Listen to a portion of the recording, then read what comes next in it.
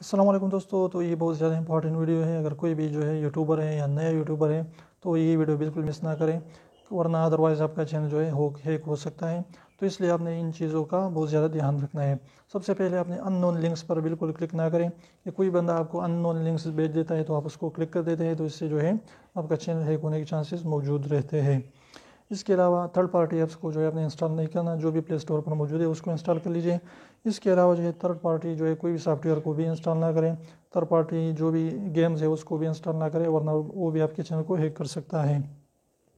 इसके अलावा अगर कोई भी वेबसाइट आप खोल रहे हैं और वहाँ पर HTTP सिर्फ आया है तो इससे भी आप ओपन ना कर लीजिए। अगर HTTPS है यानी सिक्योर है तो आप उसको खोल सकते हैं, वो आपको कोई भी नुकसान नहीं पहुँचाएगा। तो इन स्टेप पर अमल करके इंशाल्लाह आप चैनल को बचा सकते हैं, उसको प्रोटेक्ट कर सकते हैं। तो वीडियो अच्छी लगी तो वीडियो को लाइक कर, चैनल को सब्सक्राइब करना ना भूलें और रेड वाले सब्सक्राइब को ज़रूर दबाएं, बिल्कुल फ्री है, एक भी इसका पैसा नहीं लगता।